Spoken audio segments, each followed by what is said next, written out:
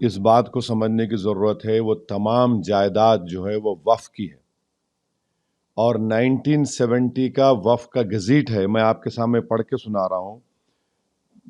Entry number 40 1970 کی وقف کی گزٹ.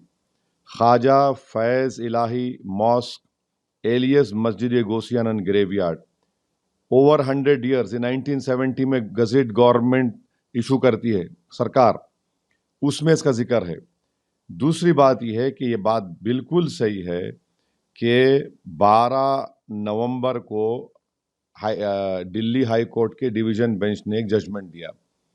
حیرت انگیز بات یہ ہے کہ جو پٹیشنر ہے سیو انڈیا فاؤنڈیشن, یہ لوگ کورٹ کو جاتے ہیں. ان کا بیک گراؤنڈ مجھے معلوم ہے, ان کا بیک گراؤنڈ ان کا بیک گراؤنڈ RSS کا ہے.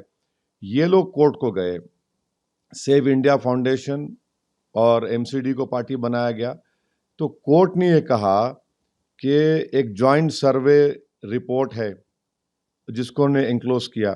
اچھا, یہ جوائنٹ سروے میں کنڈکٹ کون کر رہا ہے؟ MCD کے لوگ, DDA کے لوگ, اور آپ کے LNDO کے لوگ, ریونیو ڈپارٹمنٹ کے لوگ اور پولیس آفیشلز. بھائی جب جائیداد وقف کی تو وقف کیوں نہیں ہے سروے میں؟ سر 1970 کا وقف کا گزٹ انٹری نمبر 40 وہ لکھ رہا ہے کہ 100 سال پرانی وقف ہے. یہ سروے ہوا, سروے میں یہ لوگ نہیں ہیں. اور تیسری حیرت انگیز بات یہ ہے کہ یہ کورٹ کے آرڈر میں کورٹ نے کیسے طے کر دیا کہ زمین ان کی ہے؟ کورٹ کو یہ چاہیے تھا کہ وہ وقف ٹریبیونل طے کرتا, وقف ٹریبیونل کو نہیں گیا.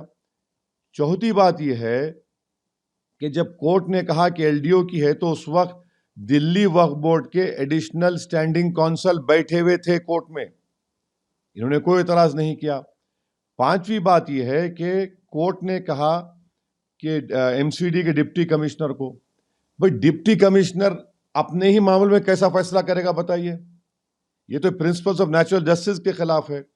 تو اسی لیے دلی وقف بورڈ کو یہ چاہیے تھا کہ اس میں پارٹی بنتے, یہ جو آرڈر آیا, اور اس کو بتاتے کہ بھائی یہ 1970 کی گزٹ ہمارے پاس ہے, یہ وقف کی پراپرٹی ہے.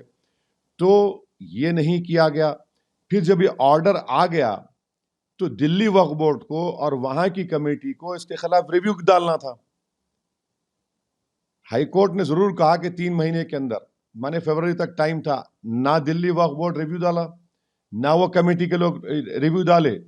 اور نتیجہ کیا نکلتا ہے کہ وہاں پر وقف کی جائیداد کو, کیونکہ کورٹ کو آپ جا کر پارٹی نہیں بنے اور کورٹ نے ایک غلط فیصلہ لیا پراپرٹی کا, وہ تو وقف ٹریبیونل ڈیسائیڈ کرنا ہے کہ کون اس کا مالک ہے یا نہیں. تو اسی لیے, اور ایک چیز, یہ جو وقف ہے, یہ وقف دلی وقف بورڈ کو ہر سال وقف چارجز دے رہا ہے 20%. دلی وقف بورڈ لکھتا ہے 70%. تو یہ کیس چل رہا ہے ابھی ہائی کورٹ میں. تو اس سے صاف طور سے معلوم ہو رہا کہ یہ جو LDO ہے, یہ LDO ministry of urban affairs کے تحت ہے. تو مرکزی حکومت اور دلی کی مل کر, اور اس وقت کا جو ایڈمنسٹریٹر وقف بورڈ کا تھا اور MCD کا ہیڈ تھا, ایک ہی آدمی تھا. یہ اس لیے کہ میں وقف کا ممبر ہوں تھا, میرے کو معلوم اس میں, اور وکیلوں سے بات کیا میں. تو یہ سراسر غلط ہے. اہم بات یہ ہے کہ پلیسز آف ورشپ ایکٹ 1991 کیا ہے بتائیے پھر. 1947 15 اگست میں جگہ مسجد تھی اور یہ سب مسجد کی حصار میں تھا. کیسا آپ لوگ کریے؟ پارلیمنٹ کا قانون ہے, اس کو بھی بالا تائق رکھ دیے, تو اس کو بھی دھجیاں اڑا دیے. تو اسی لیے ہم کہہ رہے ہیں کہ یہ ایک بڑے منصوبہ بند طریقے سے کورٹ کے سامنے جا کر نہ دلی وقف بورڈ گیا, نہ یہ کمیٹی والوں کا کام تھا کہ جا کر کورٹ کو بتاتے. اور یہ جو MCD ہے ان کو معلوم گزٹ ہے, گورنمنٹ کو تو گورنمنٹ کا حصہ ہے نا, LDO والے بھی تو گورنمنٹ کا حصہ ہے, گزٹ کا حصہ انکار کرتے ہو لوگ. تو یہ نقصان وقف کی جائیداد پر ہوا. وہاں مسجد کو بھی مانا گیا کہ تھوڑا بہت نقصان ہوا, نہیں معلوم, لوگ بول رہے ہیں, مگر یہ سراسر غلط ہوا ہے.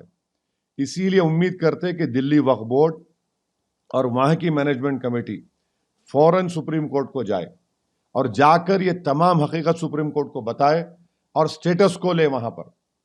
یہ تو غلط ہے بالکل. ارے پورا لکھا ہوا ہے اس میں, اس کا ریکارڈ ہے, وقف فنڈ دیا جا رہا ہے, اور آپ اس طرح کا تو پوری طریقے سے دلی وقف بورڈ اس میں ملوث ہے, کمپلسٹ ہے, اور ان کی یہ نادانی ناہلی نہیں ہے بلکہ ڈیلیبریٹ یہ لوگ آنکھ بند کر لیے. اور پھر یہ جو پٹیشنر ہے, یہ تو سب کو معلوم, یہ لوگ ہر جگہ جا کے اس طرح کی چیزوں کو اٹھا رہے. تو یہ اس فیصلے کے خلاف فوراً SLP ڈال کر سٹیٹس کو لینے کی بہت ضرورت ہے. مگر وقف کی جائیداد کا نقصان ہوا اس میں. CEN نیوز دیش پردیش کی تازہ ترین خبروں کے لیے CEN نیوز کو سبسکرائب کریں اور رہیں پل پل کی خبر سے ہر پل باخبر.